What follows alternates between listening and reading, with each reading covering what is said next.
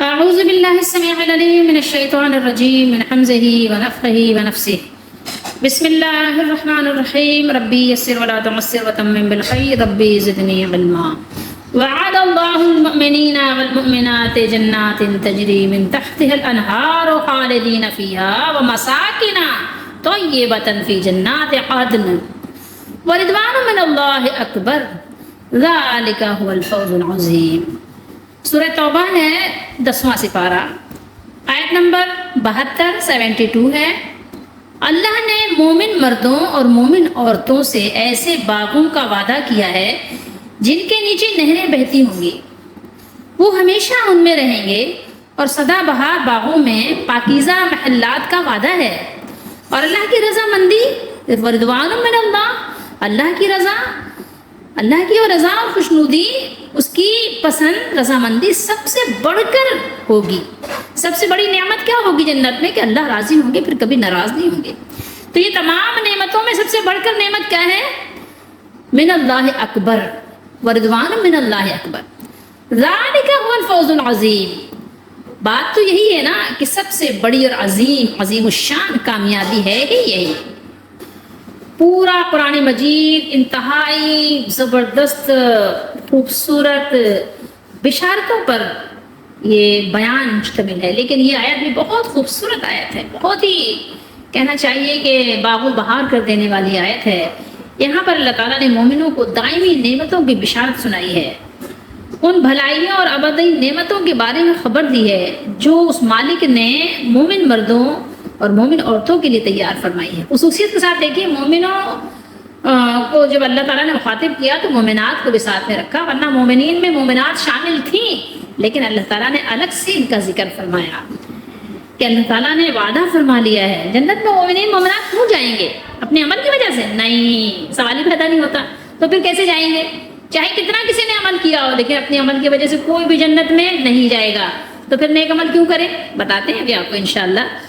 تو یہاں پر یہ بات ہمیں بتائی گئی ہے، آپ اس کو بشارت بھی کہیں، خبردار کرنا بھی کہیں، کہ اللہ تعالیٰ نے ہمیں آگاہ فرما دیا کہ اللہ نے مومن مردوں اور مومن عورتوں سے اپنی جنتوں کا وعدہ کیا ہے جن کے نیچے نہریں بہ رہی ہوں گی۔ جیسے آپ یہاں ناردرن ایریاز جاتے ہیں، جیسے آپ یہاں پر دریا کے ساحل پر بیٹھتے ہیں اور آپ سی سائڈ جاتے ہیں، کس لیے جاتے ہیں؟ دل بہلانے کے لیے جاتے ہیں۔ پھر اس کے علاوہ لوگوں نے آپ کے بنا لیے ہیں فارم ہاؤس، اور وہاں پر انہوں نے بنائے ہوئے ہیں سوئمنگ پولس، اور وہاں پر انہوں نے بنائی ہوئی سلائڈنگ، کہ آپ کیا کریں اس میں لطف اندوز ہوں۔ لیکن یہ اصل میں حقیقی نعمتیں نہیں ہیں۔ دنیا کے یہ باغیچے، یہ باغبانیاں، یہ پودے، یہ پھول ٹھیک ہے، اچھے ہیں، نفع بخش ہیں، فائدے مند ہیں، دل بہلانے کے لیے بھی ہیں، سایہ دار بھی ہیں، بہت سارے اس میں یعنی ہمارے لیے فائدے اللہ نے رکھے، لیکن یہ اصل نہیں ہے۔ اصل تو وہی ہے گھر جو اللہ نے مجھے اور آپ کو وارث اور حقدار اور اس کا مستحق بنانے کے لیے دنیا میں بھیجا ہے، کہ ہم اس کو حاصل کریں، اس کے حصول کے لیے دنیا میں محنت کریں، کام کریں۔ مسکن کی جمع ہے مساکن، اللہ نے یہاں بیان کیا، اور طیبہ ہے وہ۔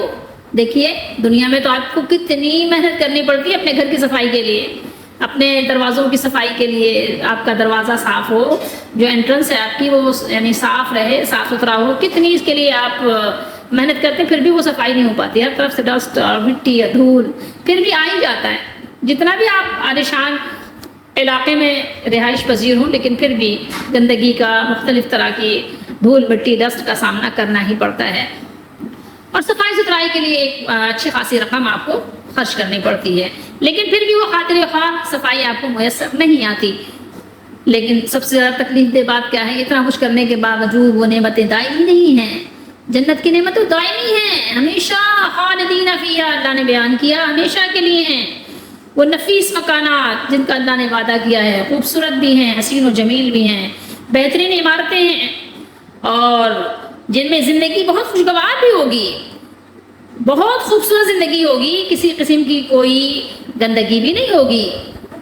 عدن کا معنی کیا ہے؟ عدن جنت کا ایک نام ہے۔ جنت کے یعنی آٹھ وہ کہتے ہیں دروازے ہیں جنت کے نا، اور جنتوں کے مختلف نام ہیں۔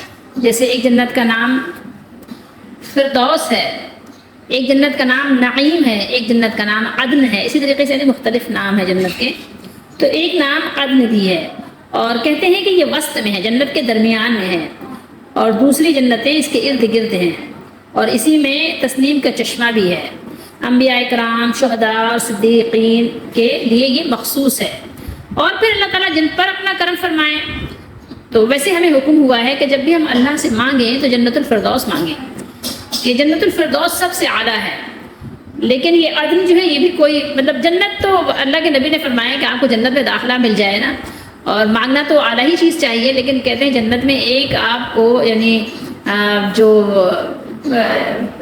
ڈنڈے کو آپ کیا کہتے ہیں، عصا کہتے ہیں، اسٹک کہہ لیں، ایک اسٹک رکھنے کی جگہ آپ کو کوڑا بھی کہہ دیتے ہیں، اس کو رکھنے کی جگہ مل جائے تو وہ بھی آپ کے لیے دنیا وما فیہا سے بہتر ہے۔ تو یہ جنت عدن جو ہے یعنی بہت عالی شان جنت ہے، اس کے بارے میں بھی ہم حدیثیں دیکھیں گے۔ تو یہ دیکھیں یہاں پر ساری باتیں جو اللہ نے بیان کی، مومن مردوں اور مومن عورتوں کے لیے جنتیں ہیں، نیچے نہریں بہہ رہی ہیں، ہمیشہ اس میں رہیں گے، اور بہت پاکیزہ مکانات ہیں، بہت نفیس اور عمدہ ہیں، وہ جنات عدن ہے۔ ہمیشگی کے ایک نام بھی عدن ہمیشگی کے لیے بھی کہتے ہیں۔ لیکن ان سب کچھ کو بیان کرنے کے بعد اللہ تعالیٰ نے جو خاص بات بیان کی ہے وہ اصل بات ہے، وردوان من اللہ اکبر۔ اس بات پر غور کرنا چاہیے کہ بے شک اہل محبت جو ہیں، جن کو اپنے مالک سے محبت ہے اور حقیقی محبت ہے، تو فقط وہ اسی کے متلاشی رہتے ہیں کہ ہمارا مالک ہم سے راضی ہو جائے۔ جو ہمارا محبوب حقیقی ہے اس کی خوشنودی سب سے بڑی چیز ہے، اور وہ اس سے کم پر کسی چیز پر مطمئن نہیں ہوتے۔ ان کی شب بیداریاں، ان کی ریاضتیں، ان کی یاد الہی میں اپنے وقت گزاریاں جو ہیں وہ صرف اسی وجہ سے ہیں، اور ان کی آہوزاریاں اسی لیے تو ہوتی ہیں کہ ان کا محبوب، ان کا رب کریم، ان کا مالک ان سے راضی ہو جائے۔ وہ کہتے ہیں اے میرے مالک، اے میرے مطلوب دل، اگر آپ ہم سے راضی ہو جائیں تو پھر ہمیں کائنات کی ہر چیز بہت خوبصورت اور بہت اچھی اور بہت مسکراتی ہوئی نظر آتی ہے۔ کتنا بلند اور پاکیزہ یہ مقصد، اور کتنے خوش نصیب اور سعادت مند ہیں وہ لوگ جن کے دلوں میں اس مقصد کی لگن ہوتی ہے۔ نہیں تو چوپایوں کی طرح بس کھانا پینا، گھومنا پھرنا، سونا جاگنا، آنا جانا، بس زندگی ختم۔ ایسا نہیں ہے، مومنوں کی بڑی بلند سوچ ہے، بہت ان کی اونچی پرواز ہے، بہت ان کی پاکیزہ زندگی کا پاکیزہ ایک پاک مقصد ہے ان کا، ایسا تھوڑی ہے کوئی۔ تو یہ بہت زبردست مقصد ہے۔ اللہ تعالیٰ ہم سب کو بھی ان لوگوں میں قبول فرمائیں، شوق شمار فرمائیں، ہمیں بھی اللہ وہ جذبہ عطا کرے کہ ہم بھی اپنے مالک کو راضی کرنے کے لگن میں لگ جائیں اور یہی ہمارا مقصود ہو جائے۔ اللہم اجعلنا منہم ومعہم وانت ارحم الراحمین، اللہم اجعلنا منہم ومعہم وانت ارحم الراحمین، اللہم اجعلنا منہم ومعہم وانت ارحم الراحمین، آمین۔ ہمیشہ اچھے لوگوں کے ساتھ رہنے کی اور اچھائی کو اختیار کرنے کی دعا کرنی چاہیے، کیونکہ نیکوں کی صحبت آپ کو نیک بنا دیتی ہے۔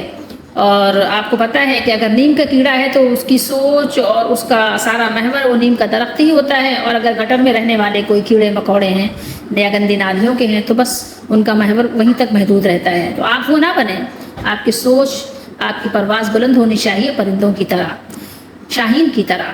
آپ کی سوچ شاہین کی طرح ہونی چاہیے۔ تو شاہی ہے بسیرا کر پہاڑوں کی چٹانوں پر، تو شاہی ہے بسیرا کر پہاڑوں کی چٹانوں پر، یعنی تم وہ نہیں معمولی سے کیڑے مکوڑے نہیں ہو، تم تو شاہین ہو، تم تو شاہین، تم اللہ کی سپاہی ہو۔ تمہاری سوچ بلند ہونی چاہیے، تمہاری پرواز اونچی ہونی چاہیے، تمہارا مقصد بہترین ہونا چاہیے، اعلیٰ ہونا چاہیے، بلند ہونا چاہیے۔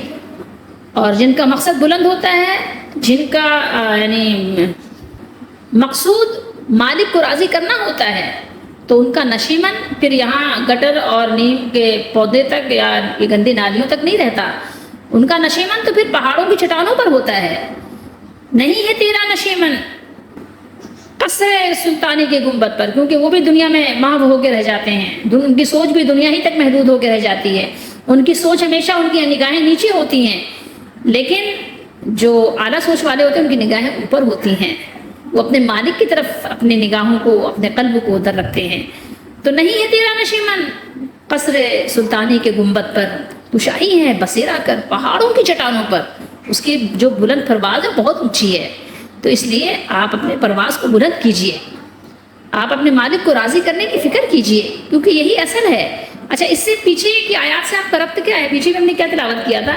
والمؤمنون والمؤمنات بعضهم اولیاء بعض، یعنی ایمان والے جو مرد اور ایمان والی عورتیں ایک دوسرے کے کیا ہیں؟ مددگار ہیں، ایک دوسرے کے دوست ہیں، اولیاء ہیں۔ وہ ایک دوسرے کو بھلائی کی باتیں سکھاتے ہیں، بھلائی کا حکم کرتے ہیں، نیک باتوں کا حکم کرتے ہیں اور برائی سے منع کرتے ہیں، نماز قائم کرتے ہیں، زکوٰۃ دیتے ہیں، اللہ تعالیٰ کی فرما برداری کرتے ہیں اور اس کے رسول صلی اللہ علیہ وسلم کے بتائے ہوئے طریقوں پر چلتے ہیں، اس کی اطاعت اور فرما برداری کرتے ہیں۔ یہ وہ لوگ ہیں جن پر اللہ تعالیٰ بہت جلدی سے رحم کرنے والے ہیں، قریب بہت جلد اللہ ان پر مہربانی کریں گے، اور اللہ تعالیٰ عزیز اور حکیم ہے۔ یہ ہم نے تلاوت کیا تھا۔ اب یہاں پر آپ اگر غور کریں تو آپ کو پتہ چلے گا کہ ربط کیا ہے۔ یہ مومنین کی زندگی کا مقصد ہی یہی ہے کہ اللہ کی مانتے ہیں اور اللہ تعالیٰ کی مانتے ہیں تو ایک دوسرے پر مومنوں کے ساتھ مہربانی کرتے ہیں، کافروں پر سخت ہوتے ہیں، مومنوں پر مہربان ہوتے ہیں، اور یہ ان کا حاضر اور غائب یکساں ہوتا ہے۔ یہ ہمیشہ محبت کرتے ہیں اللہ کے لیے۔ آج لیکن آپ دیکھیں تو یہ جو مومن اپنے آپ کو کہتے ہیں، میں آپس میں کہیں دور دور محبت نظر نہیں آتی، نہ بھائی بھائی میں، نہ ماں بچوں میں، ماں باپ اور بچوں میں، نہ ہی آپ دیکھیں نا یہ ساس بہو کا کہیں جھگڑا ہے، کہیں جو ہے نند بھاوجوں کا جھگڑا ہے، کہیں دیورانی جٹھانی کا جھگڑا ہے، کہیں بھائی بھائی لڑ رہے ہیں، کہیں بہنیں بہنیں لڑ رہی ہیں، کہیں خالہ بھانجیاں لڑ رہی ہیں، کہیں پھوپھی بھتیجیاں لڑ رہی ہیں، کہیں چچا بھتیجے لڑ رہے ہیں۔ مطلب آپ دیکھیں تو ہر طرف اتنا پروری ہے۔ تو یہ مومنوں والا دن نہیں ہو سکتا۔ کبھی کبھار کوئی بات یعنی مزاج کے خلاف ہوئی، کبھی اونچ نیچ ہو گئی، کبھی کٹ پٹ ہو گئی، لیکن جلدی سے راضی ہو جانا، جلدی سے معاف کر دینا۔ لیکن یہاں تو یہ جو معاملہ ہے نا، یہ مومن والا دل ہرگز نہیں ہے۔ اپنا آپ کریں چیک کریں، چیک اپ کریں، آپ خود ہی کریں، زیادہ بہتر ہے۔ یہ مومن جو ہوتے ہیں، مومن کا خاصہ ہی ہے، ان کا یعنی کیا ہے، ان کا ایمان اور عمل صالح ہے وہ یہی ہے کہ باہم دوستی اور محبت ایک دوسرے کے ساتھ کیا ہے کہ وہ اللہ کے لیے کرتے ہیں، تو قائم دائم رہتے ہیں اس پر۔ کیونکہ اللہ نے آپ کو یاد ہوگا تو اللہ تعالیٰ نے فرمایا اس میں سورہ مریم میں سَيَجْعَلُ لَهُمُ الرَّحْمَنُ وُدًّا، یعنی جو لوگ ایمان لائے اور عمل صالح کے پابند ہوئے، اللہ تعالیٰ ان کے آپس میں دلی یا قلبی اور گہری دوستی پیدا فرما دیتے ہیں۔ تو یہ آج کل جو ہمارے ایمان و عمل صالح کی جو کوتاہی ہے نہیں ہے نا، نظر نہیں آ رہی، تو اسی لیے آپ دیکھیں گے اور کریں گے تو مسلمانوں میں آپس میں کہیں تعلقات باہم استوار خوبصورت نظر نہیں آ رہے ہیں۔ اس کی وجہ کیا ہے؟ کہیں کسی اگر نظر بھی آ رہے ہیں کوئی غرض ہے پیچھے، سمجھ رہے ہیں آپ، کوئی غرض ہے، تو وہ اپنے جب غرض نکل جاتی ہے تو دوستی بھی ختم ہو جاتی ہے، بلکہ دوستیاں دشمنیوں میں بدل جاتی ہیں۔ اب آپ کو ہم عدن کا معنی بتا دیتے ہیں، فی جنات عدن یا عدن، یہ عدن جو موتی اور یاقوت سے تیار کیے گئے ہوں گے، اور عدن کے کئی معنی کیے گئے ہیں۔ ایک معنی ہمیشگی کے بھی ہیں، ہمیشہ رہنے کا گھر، ہمیشہ رہنے کا مقام۔ حضرت ابو سعید خدری رضی اللہ تعالیٰ عنہ اور حضرت ابو ہریرہ رضی اللہ تعالیٰ عنہ سے روایت ہے کہ رسول اللہ صلی اللہ علیہ وسلم نے فرمایا، جنت میں ایک اعلان کرنے والا اعلان کرے گا کہ تمہارے لیے یہ نعمت ہے کہ تم تندرست رہو گے، کبھی بیمار نہیں ہوگے، اور تمہارے لیے یہ نعمت ہے کہ تم زندہ رہو گے، کبھی نہیں مرو گے، اور تمہارے لیے یہ نعمت ہے کہ تم جوان رہو گے، کبھی بوڑھے نہیں ہوگے، اور تمہارے لیے یہ نعمت ہے کہ تم خوشحال رہو گے، کبھی تنگی میں مبتلا نہیں ہوگے۔ یہ ہے اس کا فرمان۔ وَنُودُوا أَن تِلْكُمُ الْجَنَّةُ أُورِثْتُمُوهَا بِمَا كُنتُمْ تَعْمَلُونَ، سورہ اعراف ہم پڑھ چکے ہیں نا، آیت نمبر 43 پر۔ انہیں آواز دی جائے گی کہ یہ ہے وہ جنت جس کے تم وارث بنائے گئے، اس وجہ سے کہ تم عمل کرتے تھے، اس وجہ سے کہ تم عمل کرتے تھے۔ کیوں؟ اس وجہ سے کہ تم عمل کرتے تھے۔ یہ مسلم شریف کی حدیث شریف ہے، اور آپ کو ایک خوبصورت سی حدیث شریف سناتے ہیں بخاری و مسلم کی، اس پر رضوان من اللہ اکبر۔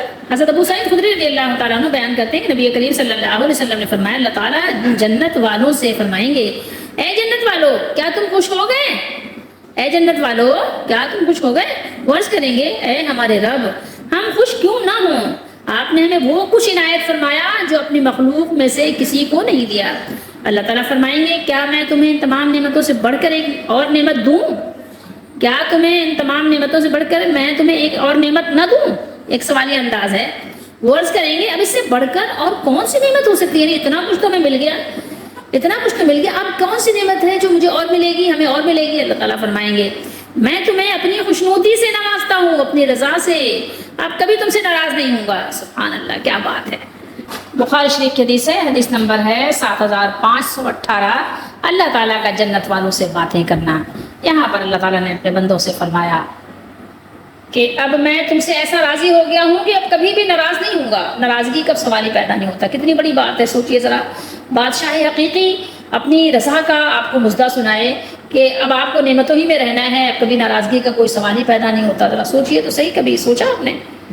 بخاری شریف کی حدیث نمبر 6549 پہ بھی یہ بات موجود ہے کہ جنت والوں کو اللہ تعالیٰ مخاطب کریں گے اور فرمائیں گے کہ بتاؤ کیا آپ تم لوگ خوش ہوئے؟ وہ کہیں گے اب بھی بھلا ہم راضی نہ ہوں گے کیا اب بھی راضی نہیں ہوں گے؟ اب اگر راضی نہیں ہوں گے تو کب راضی ہوں گے؟ کیونکہ اب تو آپ نے ہمیں وہ سب کچھ دے دیا جو آپ نے اپنی مخلوق میں سے کسی آدمی کو نہیں دیا۔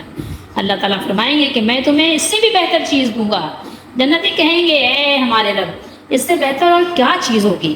ان کی عقل وہاں تک نہیں پہنچے گی جو اللہ تعالیٰ کو دینے والے ہیں۔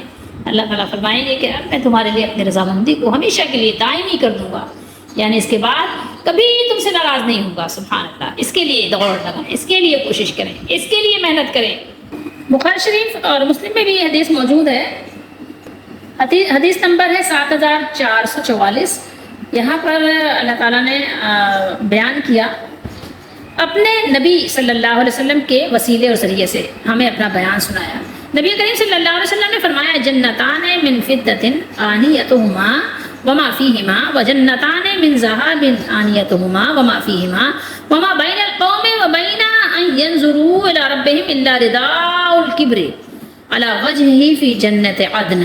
یہ حدیث شریف ہے، بہت ہی خوبصورت، بہترین ہے اور ایک بشارت ہے مومنوں کے لیے اور محنت کرنے کے لیے۔ ایک کہنا چاہیے ہوتا ہے نا، حوصلہ بڑھانا، حوصلہ دینا، امید دلانا، محنت کرو پھل ملنے والا ہے۔ جیسے ہندی کا ایک لفظ ہے نا، سفل ملنے والا ہے، سفلتا ملنے والا ہے۔ جنتان ہے، آپ کو پتا ہے کہ یہ تسنیہ کا صیغہ ہے، تو یہاں نبی کریم صلی اللہ علیہ وسلم نے فرمایا کہ 2 جنتیں چاندی کی ہوں گی۔ کس کی ہوں گی؟ چاندی کی، فضہ۔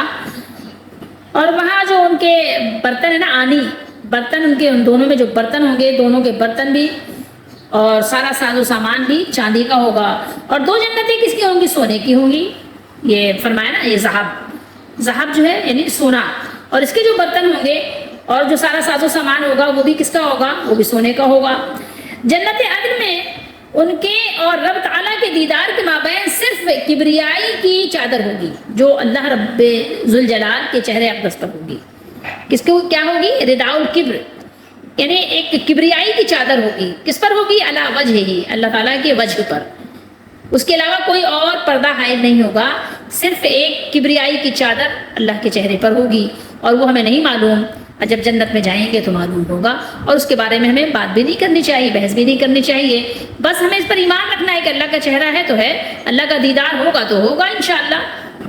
ہمیں تو جو بتایا گیا ہے نا، اس پر محنت کرنی ہے، اس کے لیے کوشش کرنی ہے، اپنی ساری کوشش لگا دینی ہے، ذرا سا بھی اس میں غفلت اور تساہل سے کام نہیں لینا ہے، بلکہ ایکٹیو رہنا ہے اور ہر وہ کام کرنے کے لیے آگے بڑھنا ہے جس سے اس کا حصول ہمارے لیے آسان ہو جائے۔ جنت اور جنت کی نعمتوں، جنت کی خوبیوں کے بارے میں بہت کچھ بیان ہوا ہے، اور جنتیوں کی جو خصوصیتیں ہیں اس کے بارے میں بھی بہت کچھ بیان ہوا ہے۔ میرے اور آپ کی سوچ ہے کہ کتنا کچھ بیان ہوا ہے، میری اور آپ کی سوچ بھی وہاں نہیں جا سکتی۔ تو قرآن و حدیث میں جنت کو اللہ تعالیٰ نے بہت وضاحت کے ساتھ بیان کیا، اس کی نعمتوں کو، اس کی خوبیوں کو، خصوصیتوں کو بہت بیان کیا گیا۔ اب مسئلہ یہ ہے کہ ہم اس کے لیے کتنی محنت اور تگودو کرتے ہیں۔ یہ دنیا کی جو عارضی چیزیں ان کے لیے تو ہم کتنی کوشش کرتے ہیں، تھکتے نہیں کبھی، کتنی ہماری امنگیں ہوتی ہیں، لیکن اس کے لیے تو ہماری کوئی کہنا چاہیے کوشش ہے ہی نہیں۔ سارا کچھ بس ہم نے کیا کیا ہے کہ اللہ تعالیٰ غفور الرحیم ہے، اللہ تعالیٰ معاف کر دیں گے، دے دیں گے، جتنا کر لیا یہ بھی بہت ہے، اب یہ کہ یہ ہے وہ، مطلب کتنے جواز نکال لیتے ہیں اپنے لیے۔ سوچیں تھوڑی دیر کے لیے۔ اب یہاں پر دیکھیے کہ مومن مرد اور مومن عورتیں یہ جنت میں جائیں گے۔ اللہ کے نبی صلی اللہ علیہ وسلم نے فرمایا کہ کوئی بھی اپنے عمل کی وجہ سے جنت میں نہیں جائے گا۔ تو اب یہ لوگ کیسے جنت میں جائیں گے؟ پھر کیسے جائیں گے جنت میں؟ یہ جو جنت میں جائیں گے اللہ تعالیٰ نے ان سے وعدہ کیا ہوا ہے۔ یہ دیکھیے کیا بات کی، اللہ نے وعدہ کیا ہوا ہے۔ اللہ تعالیٰ نے مومن مردوں اور مومن عورتوں سے اللہ کا وعدہ ہو چکا ہے، اور آپ نے بار بار پڑھا ہوگا قرآن و حدیث میں، اور بلکہ اذان کے بعد جو ہم دعا پڑھتے ہیں اس میں بھی، کہ اللہ تعالیٰ وعدے کے خلاف نہیں کرتے، اللہ تعالیٰ وعدے کے خلاف نہیں کریں گے، اللہ کے دربار میں بات نہیں بدلتی۔ تو مومن جنت میں اس لیے جائیں گے کہ اللہ تعالیٰ نے ان سے وعدہ کیا ہوا ہے۔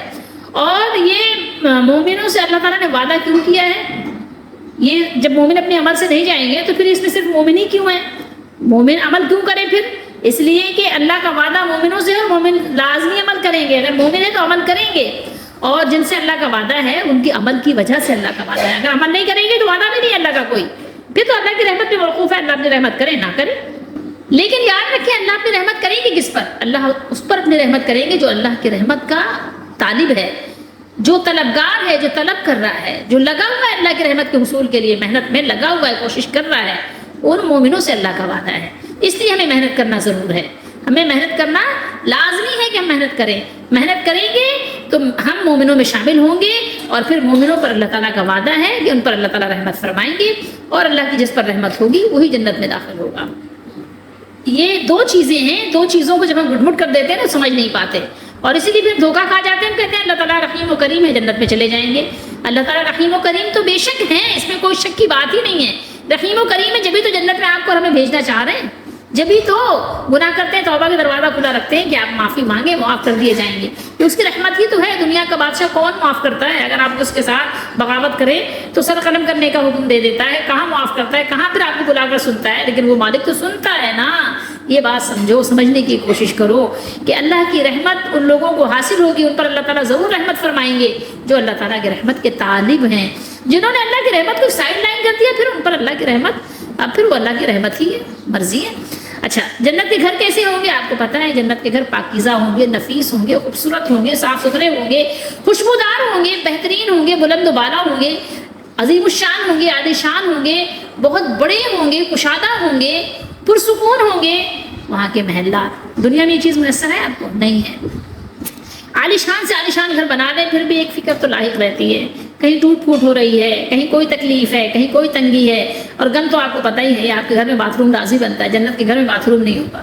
سوچیے ذرا تھوڑی دیر کے لیے, آپ کے گھر میں ڈسٹ بن لازمی ہوتا ہے, جہاں سے اسمیل آتی ہے اس کو بند کرنا پڑتا ہے, کہیں چھپانا پڑتا ہے, کہیں یہاں رکھنا پڑتا ہے, کہیں وہاں.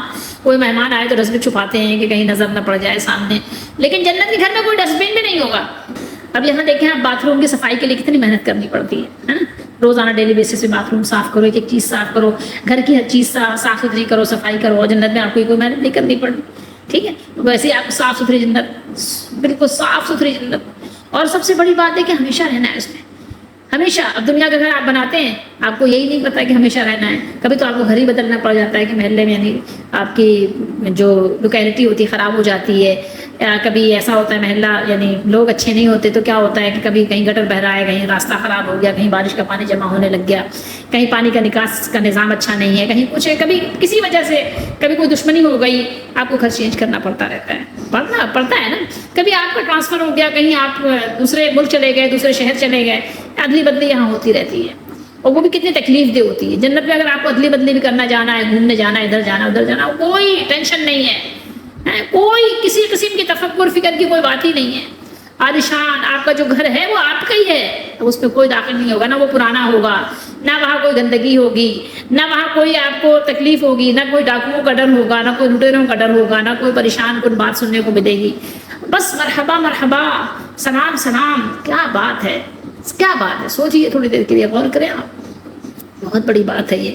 تو اس کے لیے کوشش کریں کہ وہ جنت حاصل ہو جائے, وہ جنت مل جائے, اور وہ ان لوگوں کو مل جائے گی جو اس کے لیے محنت کریں گے. کیونکہ اللہ تعالیٰ کی یہ شان نہیں ہے کہ کسی مزدور کی مزدوری کو روک لیں, کسی محنت کرنے والوں کو اس کا پھل نہ دیں.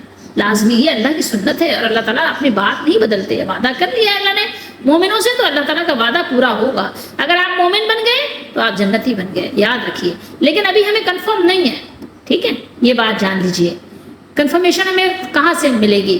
جب ظاہر ہے ایمان پر خاتمہ ہوگا تو سمجھ لیں. کیونکہ ہمارے ساتھ شیطان بھی لگا ہوا ہے, نفس بھی لگا ہوا ہے, ہمارا ماحول بھی بہت پراگندہ ہے, آپ کو پتہ ہے. تو اس کے لیے ہمیں زیادہ احتیاط کرنی, زیادہ محنت کرنی, زیادہ کوشش کرنی ہے. بہرحال اللہ تعالیٰ سے دعا ہے کہ اللہ تعالیٰ ہم سب کو اس کے لیے کوشش کرنے والا بنائے, کہ ہم وہ مکانات حاصل کر لیں جو پاکیزہ بھی ہیں, طیب بھی ہیں, خوبصورت بھی ہیں. اور سبھی کچھ آپ جتنا کچھ اس کے بارے میں بیان کریں, جتنا کچھ اس کے بارے میں آپ سنیں پڑھیں, کم ہے. حدیث کی کتابیں بھری ہوئی ہیں, اور جو آپ کے قرآن مجید ہے یہ یعنی تفصیل سے جنت کا بیان کیا ہے. لیکن جنت ایسی ہے کہ نہ کسی دل پہ اس کا گمان گزرا, نہ آنکھ نے دیکھا, نہ کان نے سنا.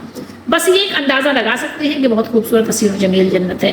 دنیا میں آپ گھومنے بھی جاتے ہیں, تھک جاتے ہیں, ایک دن کہیں گھوم کے آتے ہیں, دوسرے دن آرام کرتے ہیں. جنت میں آپ کی تھکن بھی نہیں ہے, فریش رہیں گے, ہمیشہ ایکٹیو رہیں گے, کھائیں گے, پیئیں گے, گھومیں گے, پھریں گے. کیونکہ دنیا میں آپ نے اپنے حصے کی محنت کر لی نا, اب آخرت میں آپ کو کیا کرنا ہے, اس کا پھل آپ کو سفل کرنا ہے, ٹھیک ہے, اصول کرنا ہے.